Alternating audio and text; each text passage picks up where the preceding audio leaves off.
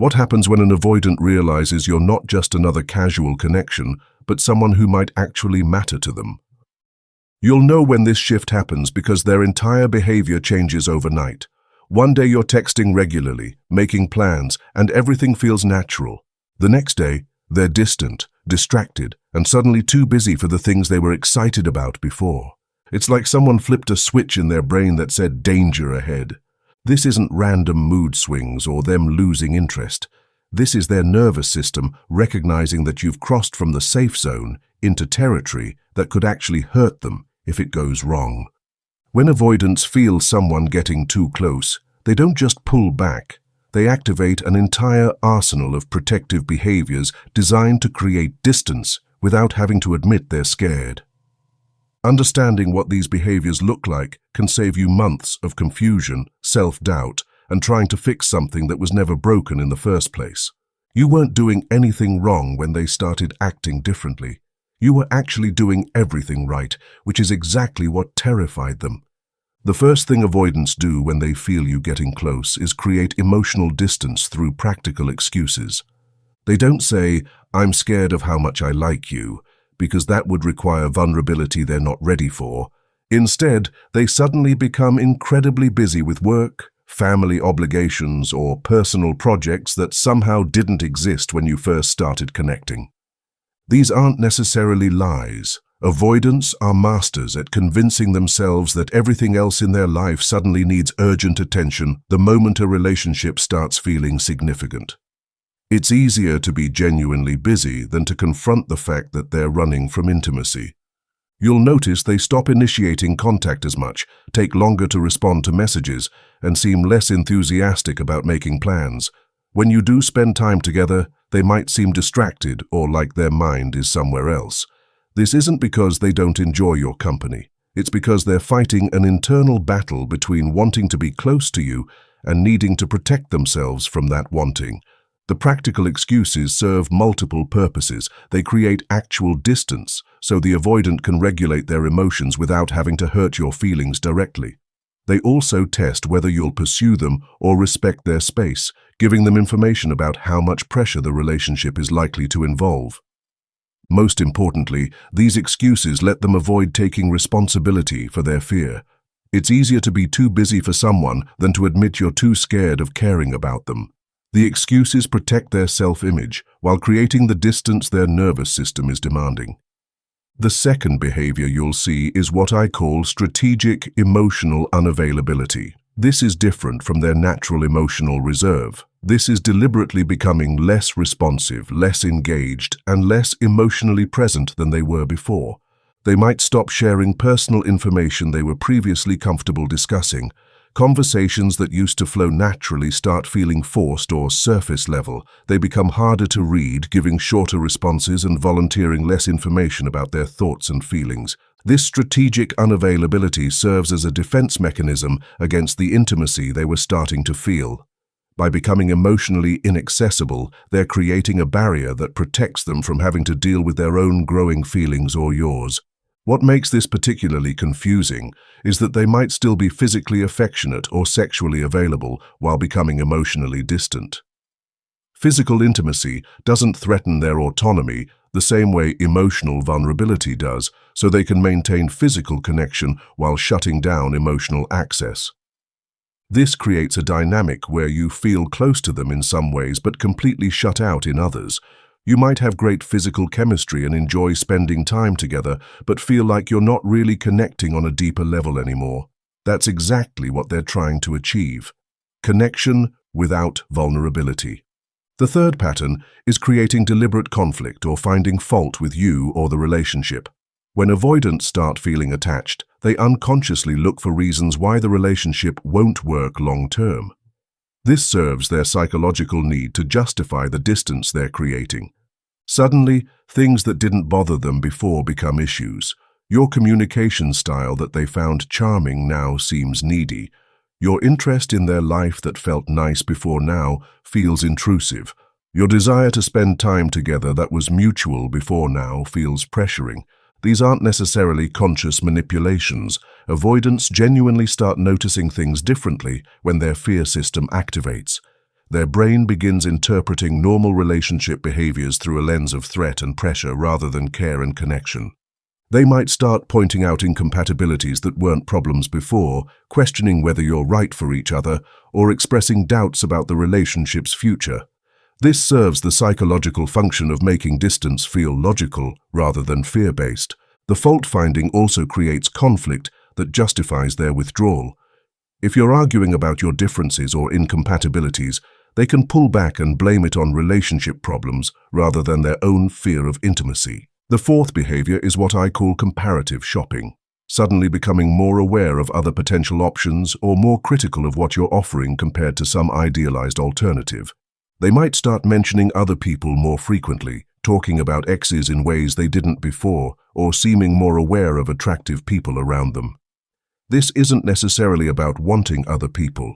It's about reminding themselves that you're not the only option and they don't have to commit to this scary level of attachment. This behavior serves multiple psychological functions. It reminds them that they have choices, which feels safer than feeling like they need you specifically. It creates distance by introducing the concept of alternatives into the relationship dynamic. And it protects them from the vulnerability of admitting that you've become irreplaceable to them. The comparative shopping can also show up as them suddenly raising their standards or expectations for the relationship. Things they were happy with before aren't good enough anymore. They start requiring more from you while offering less themselves, creating a dynamic where you're constantly trying to prove yourself worthy of their commitment. This serves the function of making you work harder for their attention while giving them excuses to remain uncommitted. If you can never quite meet their standards, they never have to risk the vulnerability of saying yes to the relationship completely. The fifth pattern involves sabotaging positive momentum or special moments.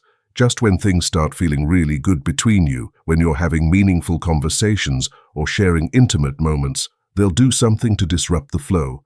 They might suddenly become distant after a particularly close evening together.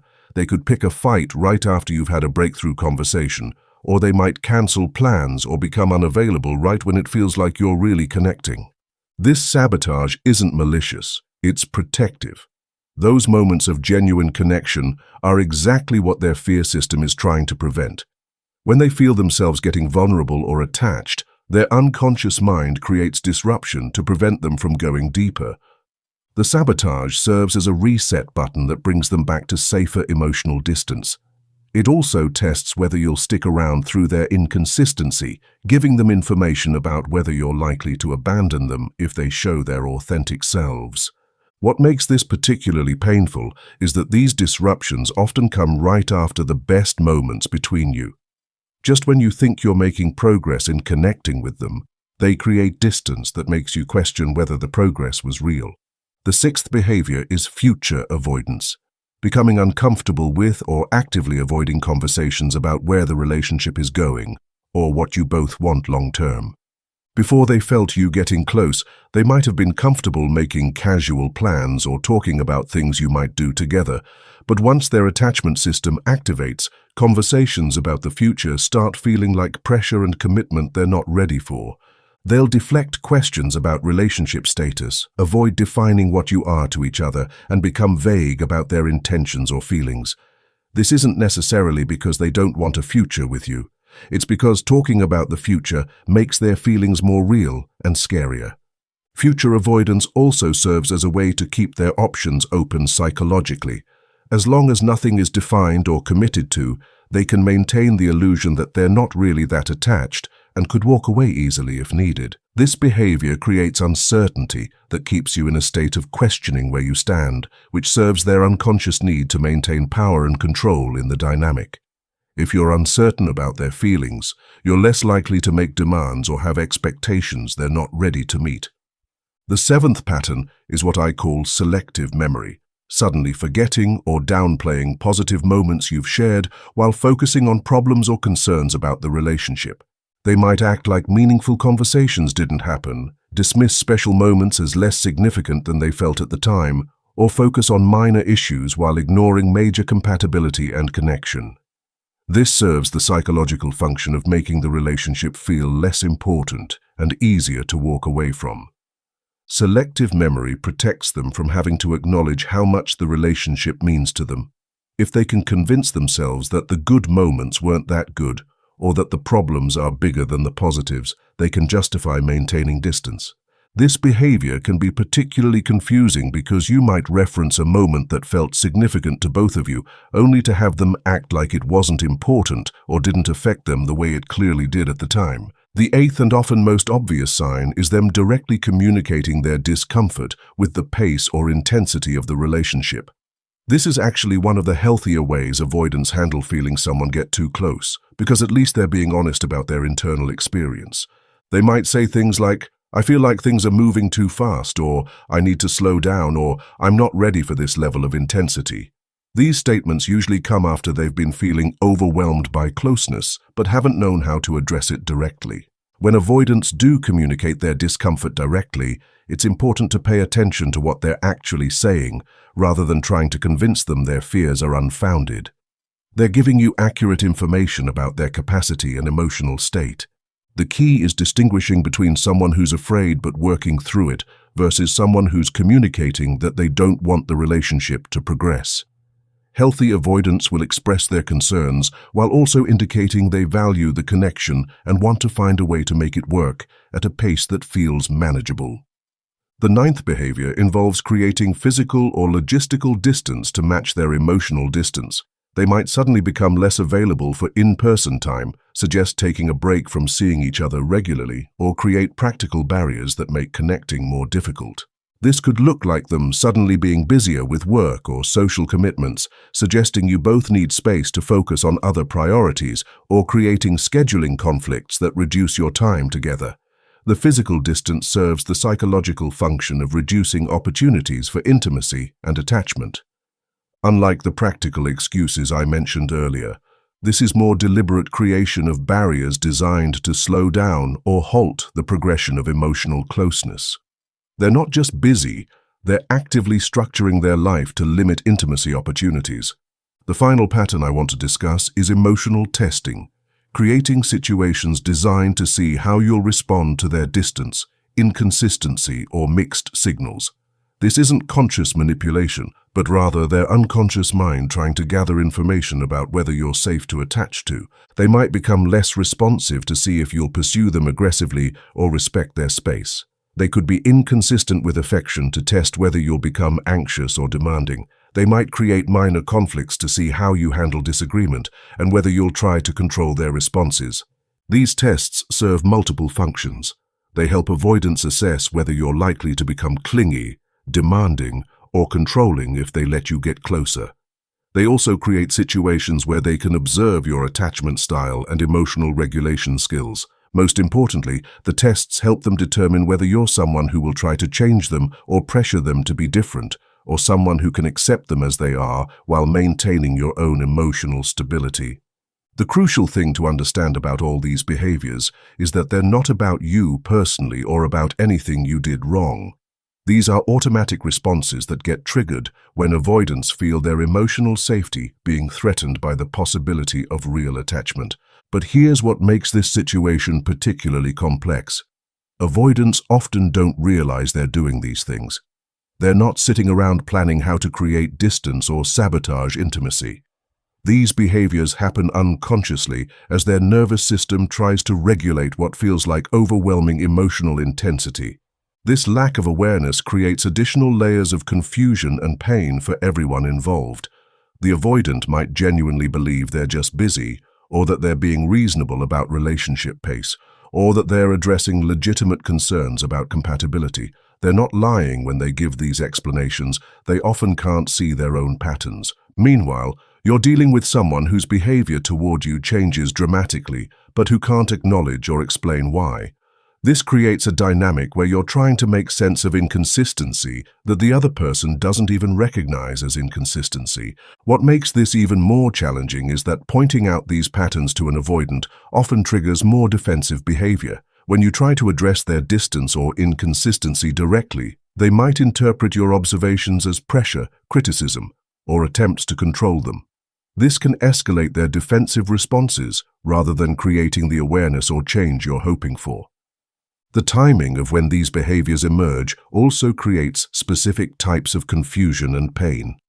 Often, avoidants will display most of their defensive patterns right after periods of genuine connection and intimacy. This means the distance and mixed signals come exactly when you're feeling most hopeful about the relationship's potential. This timing isn't accidental. It's precisely when avoidants feel most vulnerable and threatened, but experiencing rejection or distance right after moments of closeness creates a particular type of emotional whiplash that can be devastating to process. You might find yourself constantly trying to recreate those moments of connection while navigating increasingly frequent periods of distance and confusion. This creates an addictive cycle where the intermittent reinforcement of good moments keeps you invested despite the overall pattern being emotionally damaging. Another layer that's important to understand is how these defensive behaviors affect the avoidant themselves. While they might feel relieved when they successfully create distance, they also often experience confusion, loneliness, and regret about their own patterns. Many avoidants report feeling frustrated with themselves for sabotaging relationships that were actually going well. They might recognize on some level that they push away people they care about, but feel powerless to change these automatic responses. This internal conflict adds another dimension to their behavior that can be difficult to understand from the outside. Sometimes you'll see glimpses of this internal struggle when they make comments about their own relationship patterns, express confusion about why things always go wrong for them, or seem genuinely puzzled by their own behavior. These moments can be heartbreaking because they reveal that the defensive patterns are often as frustrating for them as they are for you. The avoidant might also go through cycles of trying to change their behavior or be more available, followed by periods where their defensive patterns intensify. This creates hope that they're working on things, followed by disappointment when the old patterns resurface stronger than before. Understanding the difference between conscious and unconscious behavior in avoidance also helps explain why traditional relationship communication strategies often don't work with them. When someone isn't aware they're creating distance, asking them to communicate about it or change it can feel like being asked to fix a problem they don't believe exists. This is why focusing on your own responses to their patterns often works better than trying to get them to acknowledge or change their defensive behaviors. You can't control their level of self-awareness, but you can control how much of their unconscious defensive patterns you're willing to absorb and accommodate. There's also something important to understand about how these patterns can escalate over time if they're not addressed. When avoidants successfully create distance through these behaviors without any consequences, the behaviors often become more pronounced in future relationships. Each time they use distance, conflict, or emotional unavailability to regulate their anxiety about intimacy, they reinforce neural pathways that make these responses more automatic. This means that avoidants who have been in multiple relationships often become more skilled at creating distance, not less.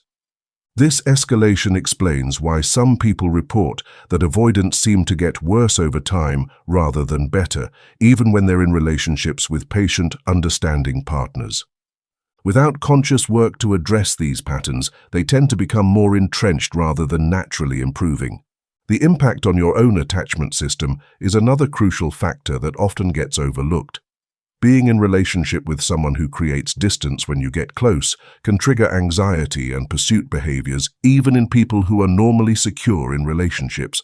You might find yourself becoming more anxious, more vigilant about their moods and availability, or more focused on trying to maintain connection than you've ever been before. This isn't a flaw in your character. It's a normal response to being in a relationship with someone whose behavior is unpredictable and inconsistent. This impact on your own emotional regulation is important to monitor because it can create long-lasting changes in how you approach relationships. Some people report becoming more anxious or hypervigilant in future relationships after being involved with someone who consistently created distance when things got close. Recognizing these changes in yourself and taking steps to restore your own emotional balance is often more important than trying to fix the avoidance patterns. Your emotional well-being doesn't depend on their willingness or ability to change their defensive behaviors. There's also a distinction worth making between avoidants who are aware of their patterns and working to change them versus those who continue cycling through these behaviors without self-reflection or growth. This distinction often determines whether a relationship has potential for long-term satisfaction. Avoidants who can recognize their defensive patterns, even if they struggle to control them, often make better relationship partners than those who remain completely unaware. Self-awareness doesn't automatically solve the problem, but it does create possibilities for communication and gradual change that don't exist when someone can't see their own behavior. If you're dealing with an avoidant who shows some awareness of their patterns and genuine distress about how those patterns affect their relationships, there might be hope for gradual improvement. But if you're dealing with someone who consistently denies, minimizes, or justifies their defensive behaviors, you're probably facing patterns that won't change regardless of how patient or understanding you are. The key insight is that these behaviors represent the avoidant's attempt to solve an internal emotional problem, the conflict between wanting connection and fearing vulnerability. Understanding this can help you respond more effectively, but it doesn't obligate you to accept treatment that consistently leaves you feeling confused, rejected, or emotionally starved. When you understand these patterns, you can respond to them more effectively. Instead of taking their distance personally or trying to fix the problem through pursuit, you can recognize what's happening and decide how you want to handle someone whose nervous system treats your growing connection as a threat to their survival. The healthiest response usually involves maintaining your own emotional stability while not pursuing them through their defensive behaviors. This doesn't mean accepting poor treatment, but rather not participating in the dynamic where their distance creates anxiety that drives you to chase them. Some avoidants will work through these fears if given space and time without pressure. Others will continue cycling through these defensive patterns indefinitely. Your job isn't to determine which category someone falls into. Your job is to decide whether you can maintain your own well-being while someone works through their capacity for intimacy at their own pace. Have you recognized these patterns in your relationships with avoidants? Share in the comments which behaviors you've observed and how you responded to them. If this helped you understand what's really happening when avoidants create distance, like this video, and subscribe for more insights about recognizing and responding to attachment-related behaviors. Thanks for watching.